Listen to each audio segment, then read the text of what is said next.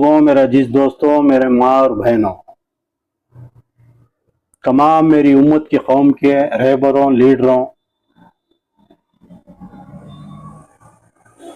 सबको मेरा तहे दिल से सलाम। आज कर्नाटक के अंदर एक एसआई का कानून जारी हुआ है, आप सबको मालूम है। यह महीना 30 तारीख के अंदर अंदर सब लोगों ने बीएलओ के पास से फॉर्म लेकर फिल करके वापस देने का एक इंतजाम चल रहा है।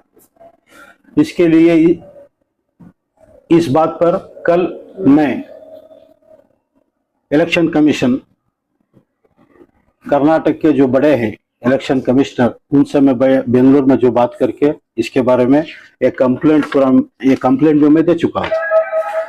इलेक्शन कमीशन की तरफ से जो फॉर्म दिया जा रहा है, इनोवेशन फॉर्म फिल करने के लिए, इसके अंदर बहुत सारे गलतियां हैं। तो मैंने कल इनसे ये कहा था, इसके अंदर जितने भी गलतियां हैं इसको पहले ठीक करो, उसके बाद में आवाम तक पहुंचाओ। जब आपके ही फॉर्म में गलतियां रहेगी तो गलती वाला फॉर्म आप दे करके आवाम से बिना गलती वाला डॉक्यूमेंट मांग रहे हैं। आपके फॉर्म में ही गलती है, आवाम से आप क्या कह रहे हैं, बिना गलती वाला डॉक्यूमेंट मांग रहे हैं। एक हद तक ये सही नहीं है, इसको ठीक करो, वरना हम हाईकोर्ट या सुप्रीम कोर्ट में इस पर केस करेंगे। एसआईआर को थोड़े दिन के लिए बंद करना पड़ेगा। जब तक आपका डॉक्यूमेंट सही नहीं होगा, आपका राइट्स नहीं है कि आगे वाले का डॉक्यूमेंट, मुकम्मल डॉक्यूमेंट पूछने का। तो इस वजह से मैं आज मैसूर के अंदर सारी मीडिया के साथ एक प्रेस कॉन्फ्रेंस करके आपकी मीडिया के थ्रू मैं आवाम को यह बताना चाह रहा हूं, हालात देश में जैसे भी हो, कानून के तहत कानून को हम मानकर चलना होगा। एसआईआर का जो फॉर्म आप तक पहुंचा हुआ है, इसको फिल करो, लापरवाही मत करो, इसको फिल कर बीएलओ तक पहुंचाओ। उसके बाद की जो कार्रवाई है एसआईआर को रोकने की और इनकी गलतियों को पकड़कर कानून के अंडर में इसको सुधारने वाला काम करना इंशाल्लाह मैं करूंगा, हाई कोर्ट या सुप्रीम कोर्ट के थ्रू। अगर इस और जो भी हो सकता है उसके थ्रू करूंगा इंशाल्लाह। तो इसके साथ साथ इसमें यह लिखा गया है, आप लोग फॉर्म जैसे ही देते हैं साइन करके फिल करके देने से पहले इसको एक बार अच्छी से पढ़ना होगा। इसके अंदर 12 कानून है। 12 कानून में पहला कानून क्या है, अगर कोई भी तुम्हारे घर का एक मेंबर दूसरे देश की नागरिकता, नेशनैलिटी नहीं लिया बोल के आपको यहां पे साइन करना होगा। तो इलेक्शन कमीशन ऑफ इंडिया की, स्टेट इलेक्शन कमिश्नर की यह गलती, मैंने इलेक्शन कमीशन से बैठ करके कल बात किया तो वो क्या बताए, इस फॉर्म को कोई भी आदमी फिल कर सकता है, कोई भी दे सकता है, तभी तो इसमें गलती है। ये एक आदमी का फॉर्म है, एक वोट की बात चल रही है, एक आदमी का डिटेल मांग रहे हैं, तो एक ही आदमी का साइन भी कराओ, एक ही आदमी का डिटेल बैकग्राउंड भी पूछो। तो फिर दूसरे आदमी का, भाई का और दूसरों का क्यों पूछ रहे हैं आप? इसको ठीक करने के लिए मैंने उनसे कहा है, तो मेरा कंप्लेंट भी लॉन्च हुआ है कल इलेक्शन कमीशन ऑफ इंडिया को, कर्नाटक स्टेट इलेक्शन कमिश्नर के पास में। उसके साथ साथ इसमें जो 12 नियम है उसके नीचे और एक लिखा हुआ है, जो भी फॉर्म में तुम्हें गलती भरती, अगर झूठ बोलती है, अगर कोई आपका भाई दुबई, यूके, यूएस में नागरिकता लेकर है, फिर भी आप साइन कर दिए, तो साइन करने वाले को 1 साल जेल, यहां लिखा है नीचे, 1 साल जेल के साथ और पेनल्टी भी लगेगी, या तो दोनों भी लगेगी। इसमें साफ साफ लिखा हुआ है, अंತಹ ಹೇಳಿಕೆ ನೀಡುವುದು ಪ್ರಜಾಪ್ರತಿನಿಧಿ ಕಾಯ್ದೆ 1950 ಪ್ರಕಾರ 43ನೇ ಕಲಂ 31ನೇ ಅಡಿಯಲ್ಲಿ 1 ವರ್ಷದ ಶಿಕ್ಷೆ ಹಾಗೂ ಅಥವಾ ದಂಡ ವಿಧಿಸಬಹುದಾದಂತ अपराध अगर को बोलकर डाले है। इसको पढ़ो तो इलेक्शन कमीशन से मैं यही बताया, इसको ये गलती को पूरी करना है। ये फॉर्म जहाँ पे आपकी फोटो लगी है जी, ये आपका पर्सनल फॉर्म? जी जी जी। तो पर्सनल फॉर्म में पर्सनल ही पूछना चाहिए था। हाँ, एक आदमी की फोटो रहेगी। आप जो है दूसरे देश के नागरिक हैं क्या? बिल्कुल। तो यहाँ पे ऐसा बताया गया है कि आपके परिवार में किसी भी अगर कोई भी व्यक्ति दूसरे उनके तरफ से नागरिक, मैं और मेरे तरफ से दूसरे का डिटेल मांगा गया है, ये सरासर गलती है। इसको आज तक लोगों को ये क्यों बात पता नहीं चली? पूरे देश में, पूरे हिंदुस्तान में, पूरे भारत में आज तक किसी को पता नहीं चला है। क्या ट्विस्ट करके लिखा है क्या सर? हाँ, ये डायरेक्ट नहीं बताया, इनडायरेक्ट दूसरों का पावर भी आपको दिया है फॉर्म लेने का और साइन करने का। ये ठीक नहीं है। एक आदमी का फॉर्म लेना होगा, उसी को फॉर्म देना होगा, उसी का डिटेल मांगना होगा, उसी से साइन लेना होगा, वो हद तक सही रहेगा। इसको बदलाव करने के लिए अल्हम्दुलिल्लाह मैंने काम शुरू किया है। कल इलेक्शन कमीशन से बात किया हूँ, आज सारी मीडिया के सामने, पूरे कर्नाटक की मीडिया तक अब तक बात पहुंच चुकी है। आप भी इस बात को 4 आदमी तक पहुंचाओ। दूसरी बात, इसके अंदर आप घबराने की जरूरत नहीं है।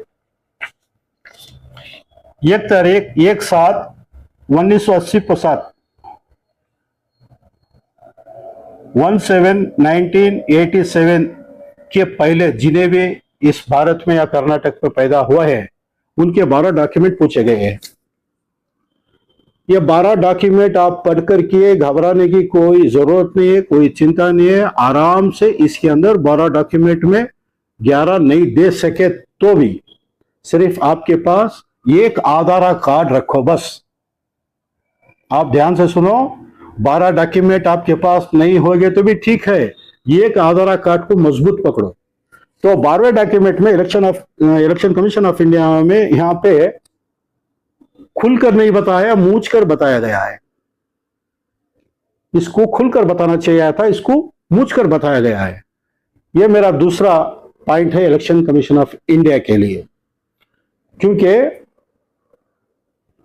सुप्रीम कोर्ट में एक बिहार के केस में इलेक्शन कमीशन ऑफ इंडिया को सुप्रीम कोर्ट ने एक डायरेक्शन दिया है, एक ऑर्डर किया है। वो ऑर्डर में यह है, कोई भी एक आदमी का आधार कार्ड आइडेंटिफिकेशन का डॉक्यूमेंट है, उसको लेना पड़ेगा। तो उन्होंने इधर खुल के बताना था, इस कर्नाटक का कोई भी आदमी 12 डॉक्यूमेंट के अंदर अगर एक आधार कार्ड होगा तो भी 11 डॉक्यूमेंट की जरूरत नहीं पड़ेगी, ये बताना था। नहीं बताया इन्होंने सिर्फ ये बताया है आधार कार्ड के रिलेटेड में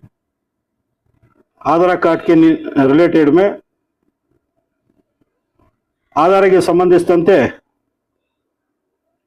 ಆಯೋಗದ ಪತ್ರ ದಿನಾಂಕ 23/2025 RES/VOL/11 ದಿನಾಂಕ 9/9/2026 ಮೂಲಕ ಅನುಬಂಧ 11ರಂತೆ निर्देशनಗಳು अन्वಯಿಸುತ್ತೇವೆ। इन दोनों के बीच में जो लेटर करस्पॉन्डेंस चला है, लेटर का एक नंबर होता है, उस नंबर को मेंशन कर दिया है बस यहाँ।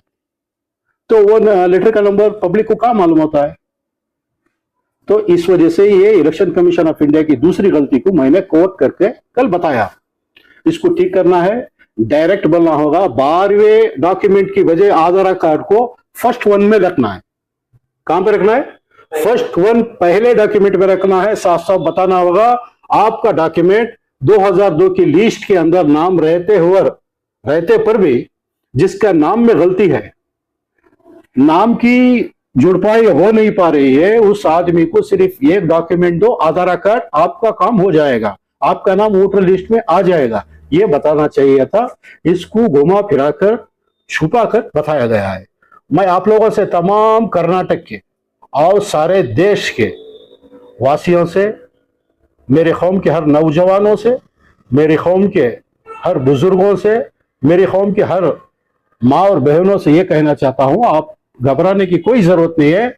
सिर्फ 11 डॉक्यूमेंट आपके पास नहीं होंगे तो ठीक है, सिर्फ एक आधार कार्ड को हिफाजत करो। अगर जिसके पास अभी तक आधार कार्ड भी नहीं है, आज भी 12 से 18-20 दिन बचे हुए हैं, आप आधार कार्ड आज ही बना लो। 2-4 दिन, 8 दिन, 15 दिन के पहले आपका आधार कार्ड मिल जाएगा। उसको लेकर हिफाजत करो। इंशाल्लाह इंशाल्लाह आपका वोटर लिस्ट में नाम बच जाएगा। सिर्फ एक आधार कार्ड का ख्याल रखो, ये एक आधार कार्ड को हिफाजत करो। इस बात को इन जरूरी हर इंसान तक पहुंचाना आपका फर्ज होगा। इस बात को पहुंचाओ। 12 डॉक्यूमेंट दरकिनार करे तो भी ठीक है, एक आधार कार्ड की हिफाजत करो। जिसके पास नहीं है फौरन आज ही बनवा लो। आज से 8-10 दिन 15-20 दिन के अंदर तो आ ही जाएगा। उसकी हिफाजत करो। सबसे जरूरी बात, जिसका फॉर्म मिला है, सिर्फ 2002 में लिस्ट का किसका फॉर्म मिला है, आपके रिश्तेदार, आपके पड़ोसी, आप जिन्हों भी जानते हैं, आप पहचानते हैं वो लिस्ट में, उन तक उस फॉर्म को पहुंचाओ। आपका जरूरी काम समझिए।